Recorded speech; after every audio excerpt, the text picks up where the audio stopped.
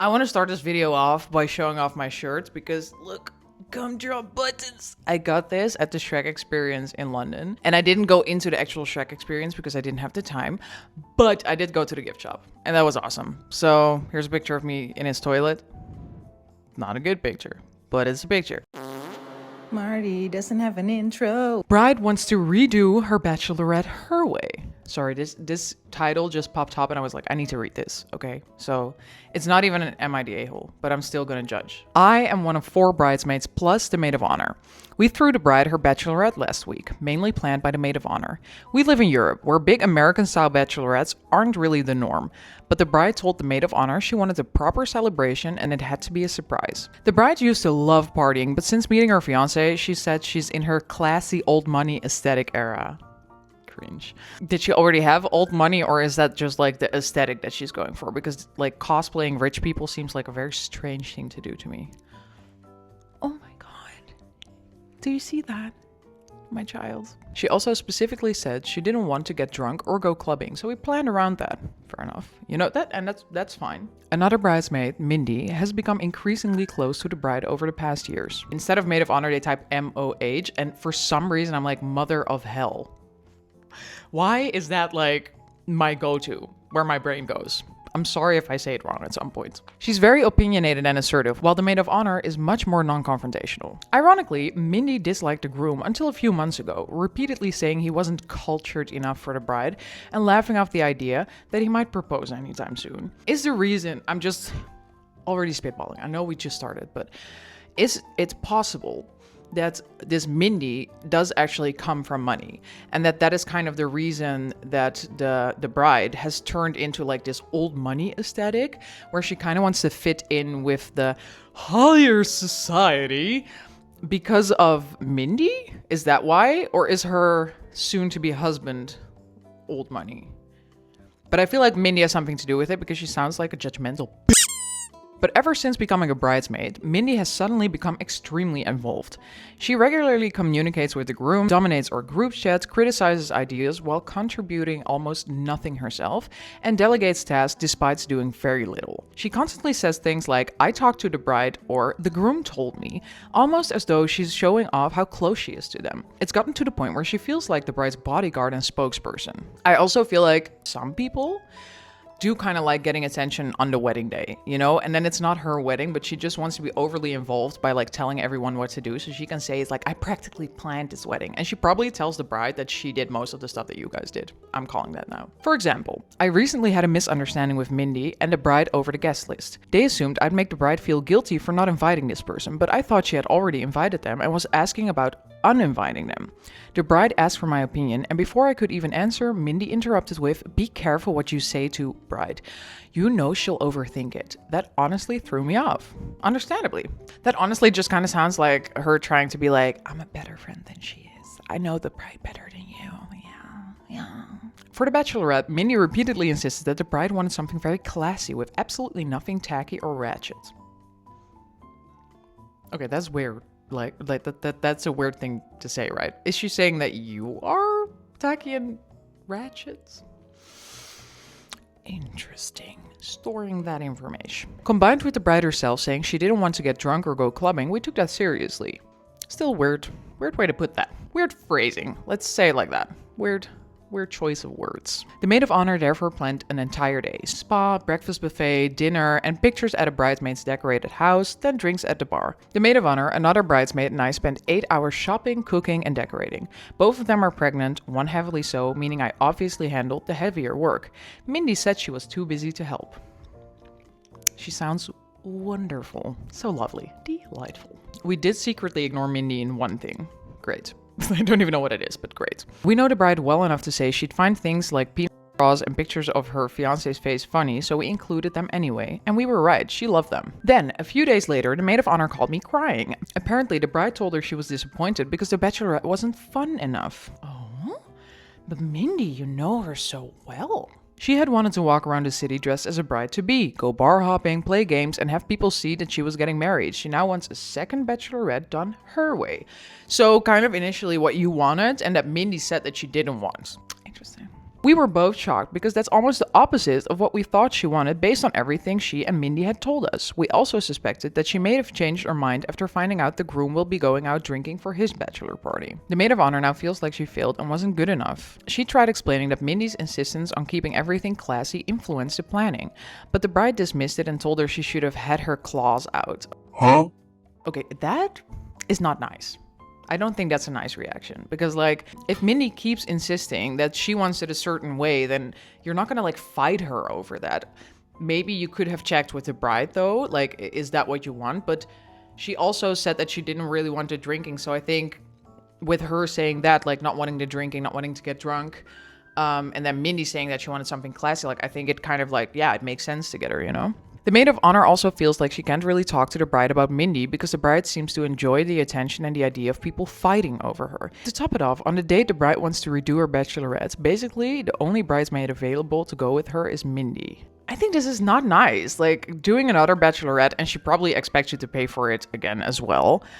Or, I mean, you didn't say that you paid for it, but I'm assuming that you paid for it. Not just you, but like all the bridesmaids. Honestly, if the only bridesmaid available to go is Mindy, then she can just redo it with Mindy, who was the one that screwed it up in the beginning. So, you know, I don't know. I think it solved itself. Me and the maid of honor are now just waiting for this wedding to be over because it's stressing us out. The first comment is, why are you friends with this bride? She sounds like she's been insufferable for a long time.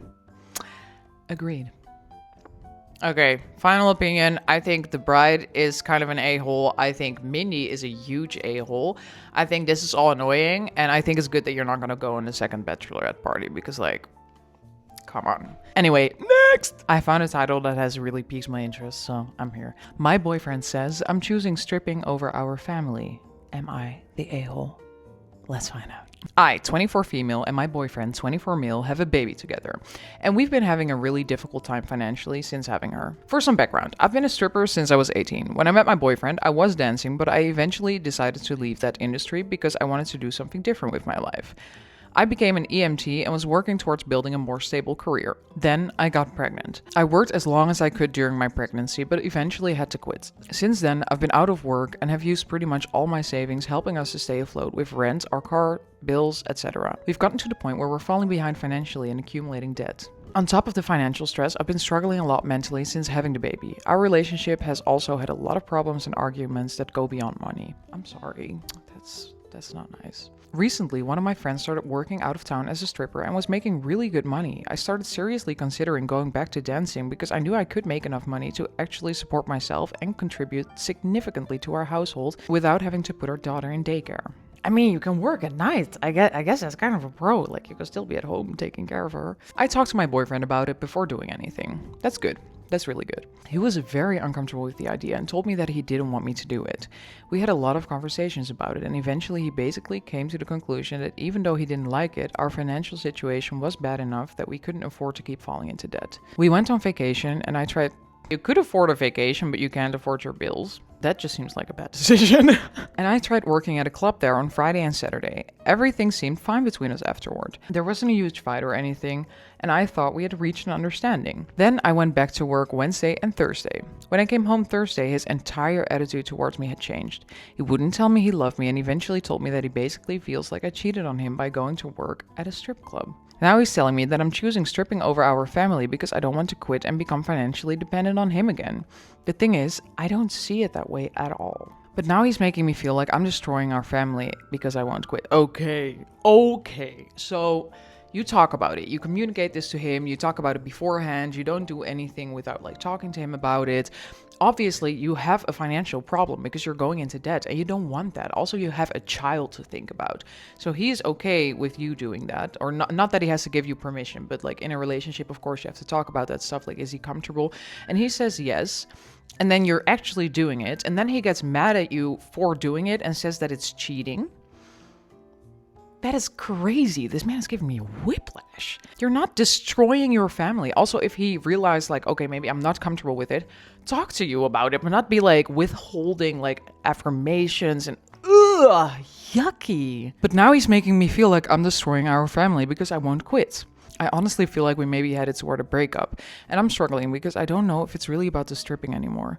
There have been a lot of other issues in our relationship, especially since having the baby. And I feel like this is just a thing everything is exploding over. I understand why he might have complicated feelings about me stripping. I'm not saying he has to love the idea, but I also feel like it's unfair for him to tell me that I'm choosing stripping over my family when, from my perspective, I'm trying to keep us financially stable and avoid becoming completely dependent on him. So Reddit, am I the a-hole for refusing to quit stripping even though my boyfriend says it makes him feel like I cheated on him and that I'm choosing stripping over our family? I think this is kind of complicated because I think the way he is handling it is just really poorly, because I also feel like if he would have had a conversation with you like, hey, I'm actually not that comfortable with this. Is there any other kind of job that you could do instead of this to make some extra money, because obviously you need it, and if there's nothing else that you can do in this moment that would also work with your schedule and like not sending your kid to daycare, because daycare is also really expensive, this does kind of feel like a good way to go about it, you know, like if this really works for you. I feel like you don't have a lot of options if you're going into debt, you know,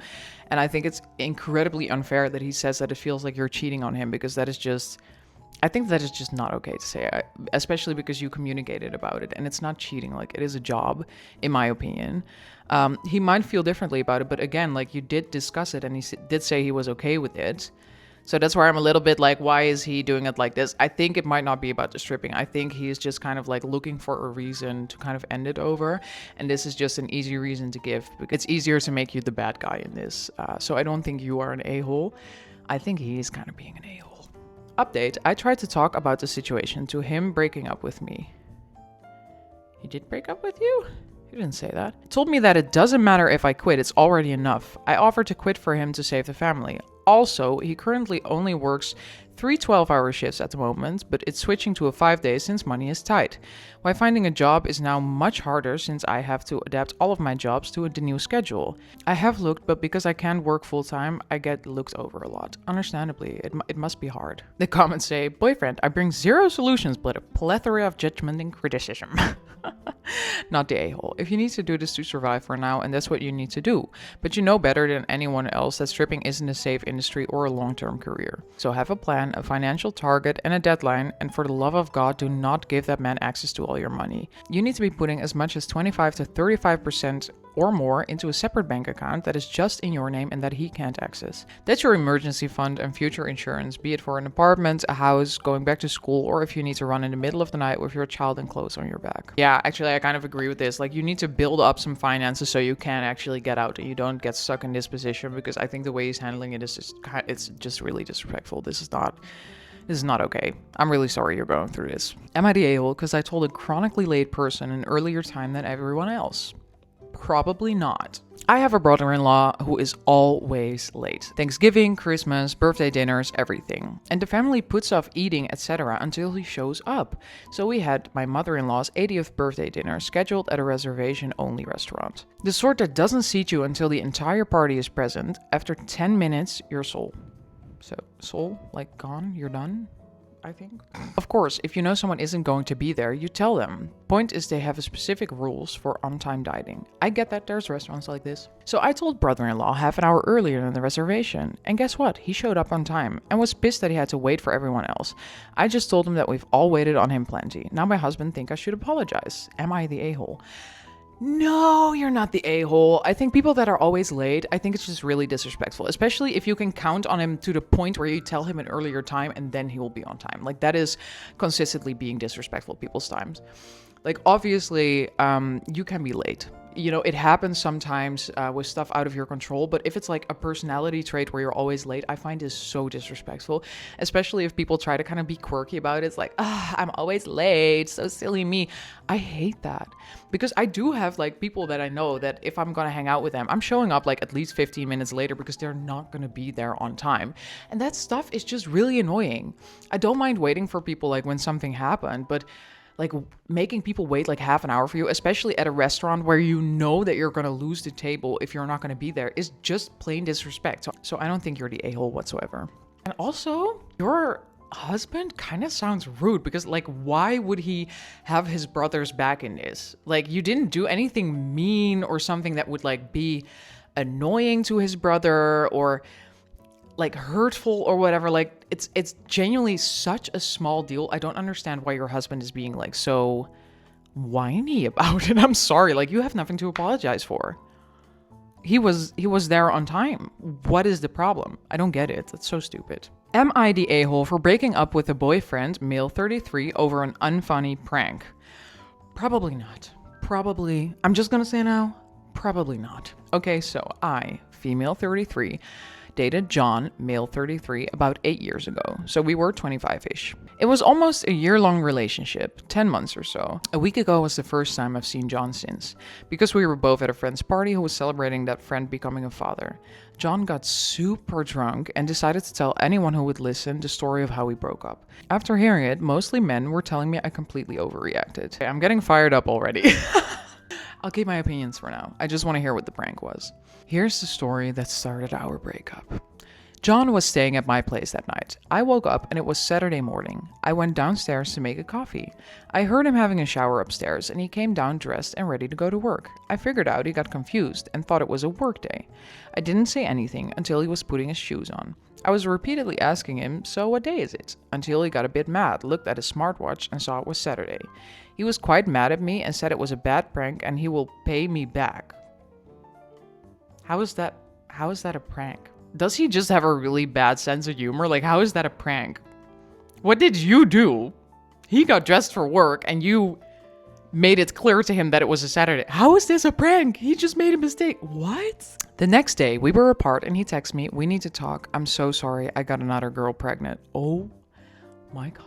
This better not be the prank. I would genuinely rather have him get another girl pregnant. To which I replied something along the lines of, "If this is your attempt of a payback prank, consider it failed." After a full day of convincing me in vain, I was so weirded out that I told him, "Well, okay, if you're having a baby with a mystery lady, then we need to break up." And he was like, "Ha ha ha, my prank worked. Boom, pranked."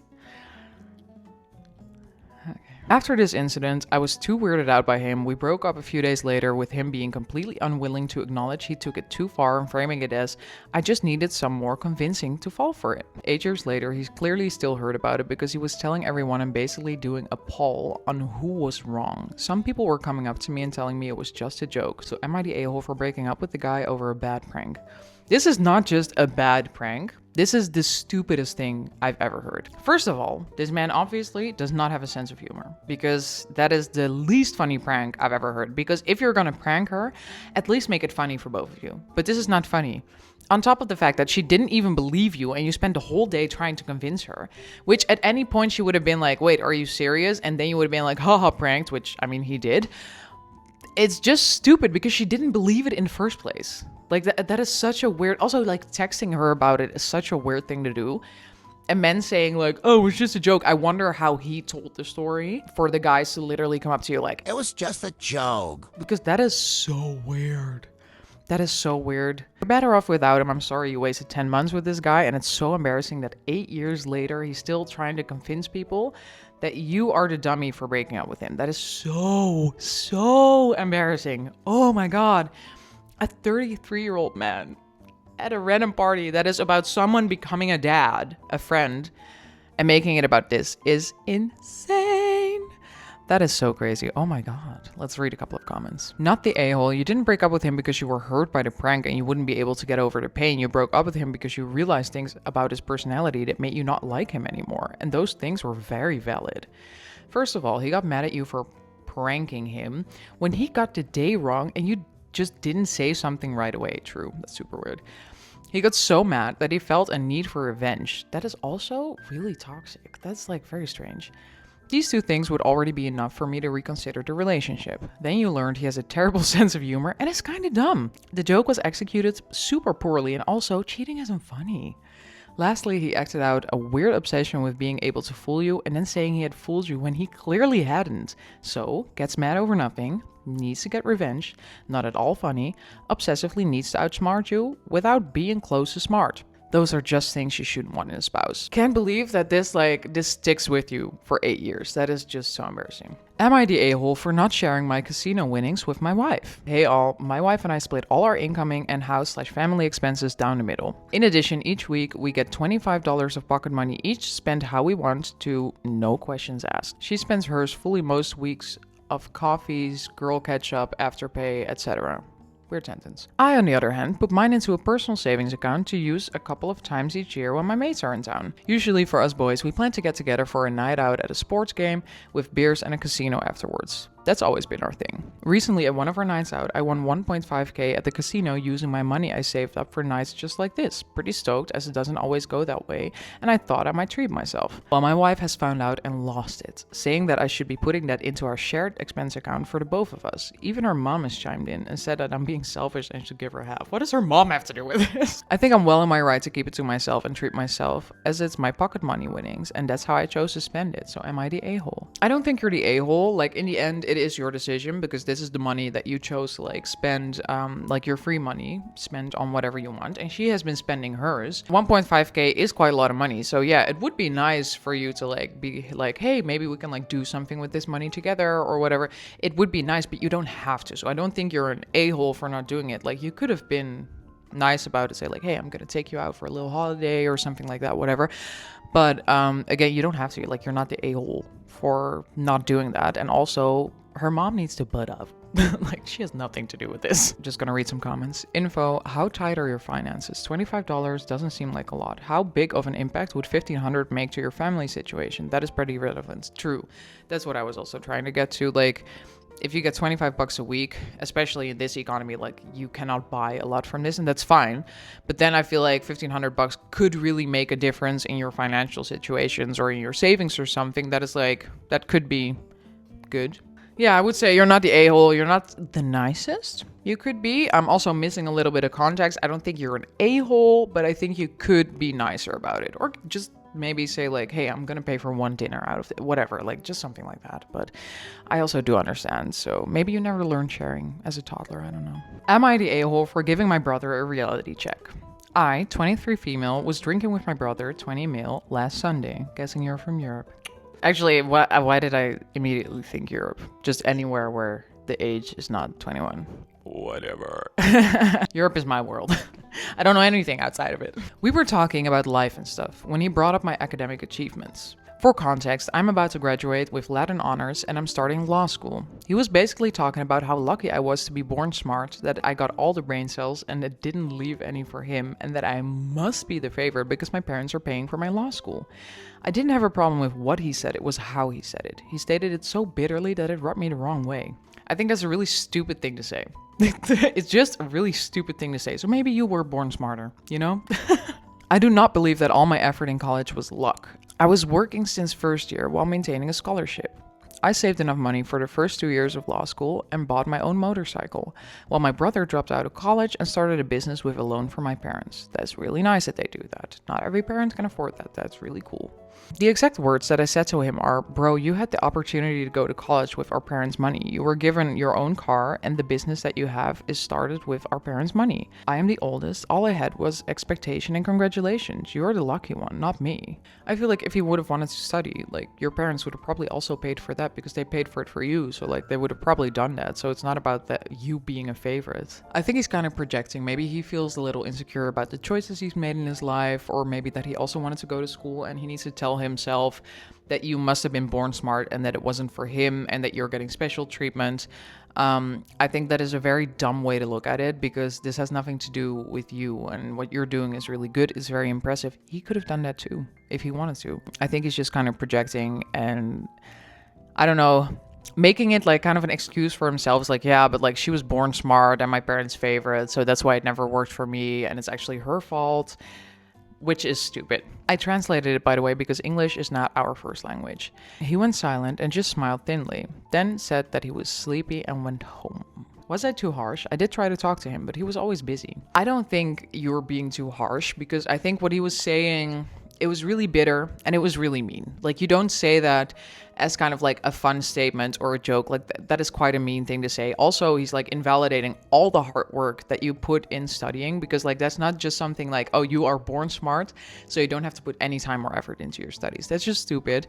He's invalidating that part of like how hard you're working for all of this. And as the eldest child, like, you do get a lot of pressure because like, you're the first one, so you want to do well, like, you feel this pressure. And he's kind of like invalidating all the work you put in and just saying that the only reason he didn't do it is because you're the favorite and because you were born smarter. And I think that is just, I think it is a very unfair thing to say. I think it's not nice. And I think your reaction was not that harsh. I would have probably said something a lot meaner, especially to my brother, because like, that's my brother or whatever. But I don't think you were being too harsh. I think it would be good to have a little conversation for sure. Update. I cornered my brother before lunch earlier and tried to talk to him for a little bit. I apologized for how I responded to him, and then he said that he was sorry too. Apparently he felt insecure. Apparently, he felt insecure by how our parents were talking about my achievements. He was feeling stressed and pressured by his business. He owns a computer parts and repair shop. He admitted that he did feel jealous of me. He shared that when I was busy with work and school, he had a talk with our parents where they compared us. And he was basically called a failure for dropping out. Okay, that is on the parents. That is not on him. That is not on you. That is really, really mean. I feel bad for him. I wonder if it's like more of his interpretation or if they actually said it like that. But I do know that parents can be like that, where they mostly focus on like academic achievements. Like my parents are both academics, they're very smart. One of my brothers is also like super smart guy, and he is just like with his whole studies and everything is all so impressive. Like he works so hard for it. It's really cool. My parents are super proud of him for doing that. I picked a less conventional road, but they are also really proud of me in their own way. And the same for my youngest brother. Like they are just proud of everything that we're doing and how different we are as people. But I can't imagine them like making me feel bad for not studying or something like that. That must feel horrible. Especially as the oldest daughter, I think that would like actually, gut wrench. Anyway, I admit, I do know that our parents always compared us with each other. I just didn't know that he felt that way about me. I feel like with his statement, it is pretty clear that he has some insecurity around that. And you could have known. And in that sense, yeah, you could have been a little softer with him. I don't know if he's your younger brother or your older brother. Oh no, you're the oldest, so he's your younger brother. I do understand it's easier to kind of like clap back with siblings, but it's good that you're talking about it now and you're seeing more of his perspective. But I feel like you could see in what he was saying that he was just feeling insecure about it, and it wasn't like to be mean towards you, you know? I always thought of my brother as kind, and I never felt like we were competing with each other because we were always so different. He also said that I kind of triggered him before he said all the stuff about me when I told him that he had it easy. I did tell him that I don't think he's a failure and that we need to have another talk or hang out more. Our talk was short, but we did end up making plans for a motorcycle ride tomorrow after church. He has a new Yamaha R3. Sure. Cool. Love that. I'm pretty sure that one has 2 wheels. We're planning on taking it for a spin. Thank you everyone for the advice, and I hope that everyone has or will have a fun Saturday. Well, it's Sunday here as I'm filming this. And it was my birthday yesterday. I think it is actually really good that you kind of gave him that reality check, because that's what you ask, of course. I think it's really good that you said that, because sometimes it can be harder to like understand these type of situations, especially with siblings. I feel like it can be harder to talk about your feelings like that, but I think after having that conversation, you understand him better, he understands you better. And I think you kind of need to be a team in this, you know, and maybe you can also call out the parents a little bit when they're making comments that seem like they're kind of putting him down or saying that you're doing better than him. You need to kind of have his back with this, because I think that would really mean a lot to him. So you're not the a-hole. I don't think he's the a-hole. It's a happy ending, big loving family anyway. Love you. Bye.